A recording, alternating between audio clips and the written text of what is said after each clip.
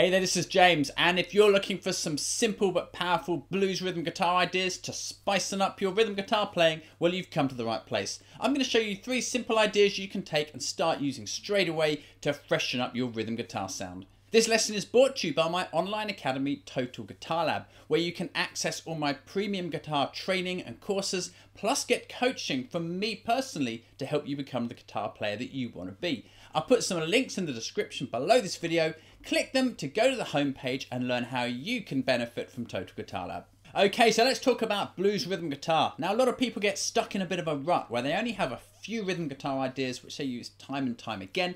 Kind of gets a bit dull to listen to and a little bit dull to play. So hopefully what I'm going to show you in this lesson will just help you to get a bit more variation and get some slicker, cooler sounds in your rhythm guitar playing. So the first thing we're going to look at is how to use chord fragments. Chord fragments are fragments of larger chord shapes. Now let's imagine we were playing a 12-bar blues in the key of A. Our chords would typically be A7. We might play it using this A7 bar chord at the 5th fret.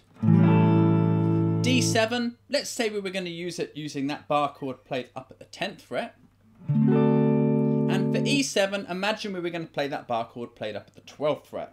Now, we probably wouldn't play them up that high, but stay with me because this is where the chord fragments are going to come from in a moment. So A7, D7, and E7. So what can we do with those to get a slicker sound? Instead of playing this great big bar chord shape, let's just take out the most important notes. We're going to take the D string at the 5th fret, we're going to take the G string at the 6th fret, and we're going to take the B string at the 5th fret. See how that nests inside the bigger chord shape? But it has a much leaner, brighter sound, which is going to really cut through the band. Sound good. Now you might play it by barring with your first finger and then using your second finger on the G string. Now the note on the D string is the flattened 7th of the chord, the note on the G string is the 3rd of the chord, and the note on the B string is the 5th of the chord. So they're the most important notes in the A7 chord. We're not missing anything out when we play them from this bar chord, we're just only playing the notes once, so it gives us a much more stripped down sound. Remember, this note on the E string is your root note, just like in the parent bar chord that it came from. You're going to need that so you can move it around to anywhere on the neck to use this chord fragment for different chords. We can take this exact same fragment from the D7 chord shape up at the 10th fret and the E7 up at the 12th fret. Then we've got 3 fragments for playing our A blues with. We've got the A7 fragment, we've got the D7 fragment, and the E7 fragment. Try using these chord fragments instead of using larger chord forms. Instead of getting this kind of sound, when I play through a 12-bar blues in A, it's going to sound more like this.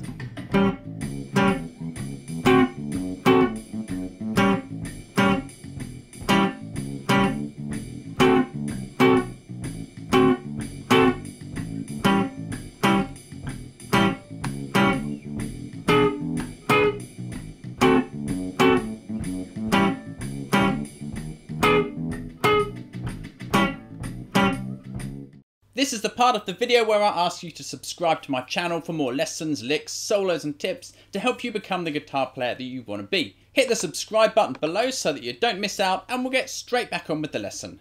Another way to add colour to your blues rhythm guitar is to use substitute chords. This simply means that instead of using, say, an A7 chord, we're going to use a stand-in chord with a different sound.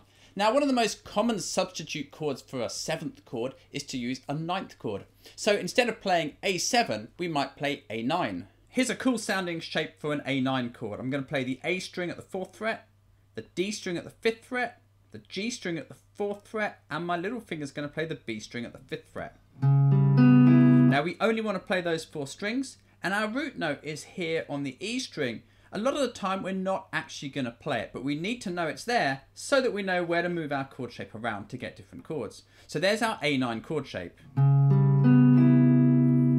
we want D9, we find our root on the E string up at the 10th fret, and we can move our shape up to here. So my first finger in the shape is now at the 9th fret on the A string. When we want E9, we're going to move it up 2 frets. Here's our root note on the E string at the 12th fret. My first finger in the shape is now at the 11th fret on the A string. And there's our E9 chord shape. A9, D9, E9. Throwing some ninth chords in can really add some colour to your blues rhythm guitar. So let's have a listen now to a 12 bar blues in A, but instead of playing A7, D7, E7, I'm going to use A9, D9 and E9.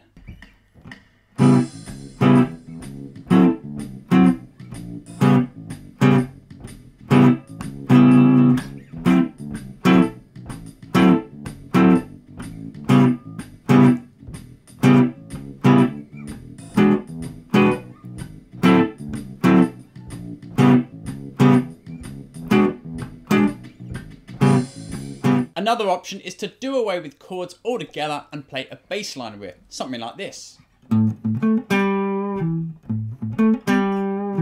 These appear in lots of classic blues tunes. Let's have a look at how we can play a bassline riff in A, and then we'll move it to the other chords as well. I'm going to start on my A root here on the E string. I'm going to pick it twice. Then I'm going to go to the octave here. I'm going to go 7 on the D string, down to 5 on the D string with a bit of vibrato, and then 7 on the A string.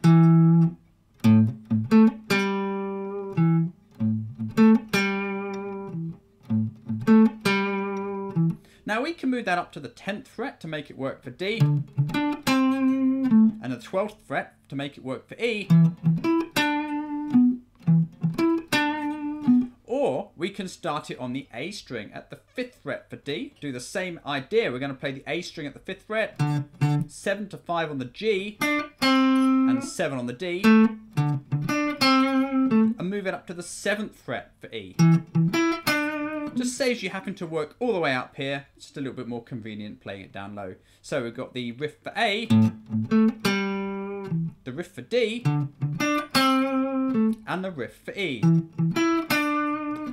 So now we can apply that to our 12 bar blues in A to hear the bassline riff played on each of the 3 chords.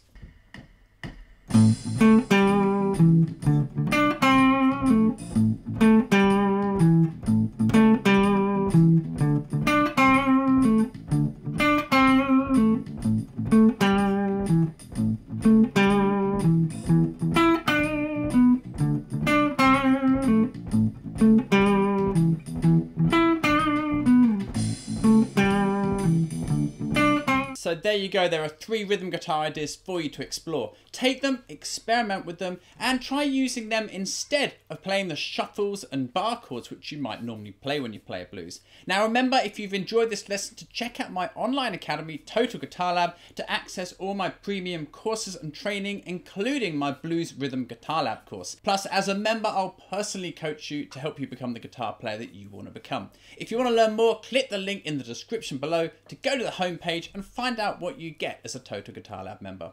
So I hope you've got something useful out of this lesson. Remember that these chord fragments, ninth chords and bassline riffs will only start to come out naturally in your blues rhythm guitar playing when you practice using them. Just learning them isn't enough. You need to put on some backing tracks, practice playing them round over the track, and they'll soak into your playing and become a part of your rhythm guitar vocabulary. So thanks a lot for watching. Dig in, have fun, and I'll see you next time in another one of my lessons.